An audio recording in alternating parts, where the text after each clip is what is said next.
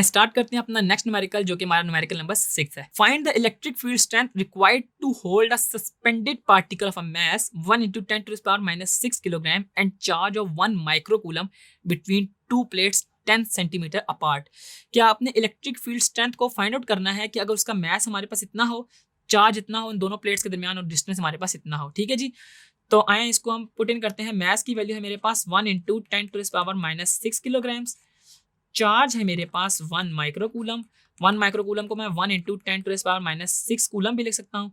और इन दोनों प्लेट्स के दरमियान जो मेरे पास डिस्टेंस है, यानी कि जो डी की वैल्यू है वो मेरे पास इक्वल है 10 सेंटीमीटर। 10 सेंटीमीटर जो है वो मेरे पास इक्वल होता है 0.1 मीटर्स के।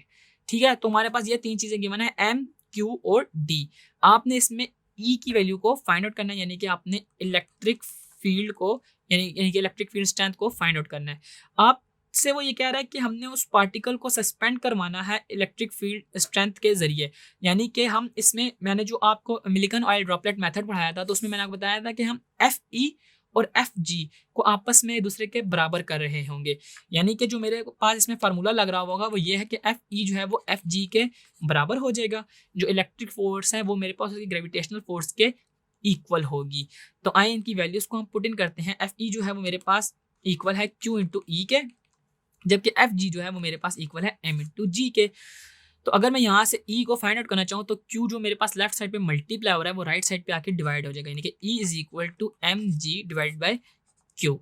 ठीक है, अब मैं इनकी वैल्यूज को 1 बाई 1 करके इसमें पुट इन करता हूँ। एम क्या है मेरे पास 1 × 10⁻⁻6 और इसमें जी की जो वैल्यू है वो मेरे पास इक्वल है 9.8 के, और क्यू की वैल्यू मेरे पास गिवन है 1 माइक्रोकूलम, यानी कि 1 × 10⁻⁻6। ठीक है, अब अगर आप देखें तो मेरे पास 1 माइक्रोकूलम और 1 माइक्रो केजी जो हमारे पास गिवन था वो आपस में एक जैसे हैं तो वो कट जाएंगे, तो रिमेनिंग मेरे पास जो बचेगा वो बचेगा 9.8। और आपको पता है कि इलेक्ट्रिक फील्ड के जो हमारे पास यूनिट होते हैं वो होते हैं न्यूटन पर कूलम, और न्यूटन पर कूलम वो क्यों है, क्योंकि हमारे पास फोर्स पर यूनिट चार्ज है। तो यूँ आपने देखा कि हमने ना इसको फोर्स पर यूनिट चार्ज के जरिए या हमने किसी और तरीके से इलेक्ट्रिक फील्ड को फाइंड आउट किया, बल्कि हमने सस्पेंडेड पार्टिकल के होने की वजह से इलेक्ट्रिक फील्ड और इसके अलावा ग्रेविटेशनल फील्ड को आपस में बराबर करके ई की वैल्यू को फाइंड आउट किया by using E is equal to m g by q से।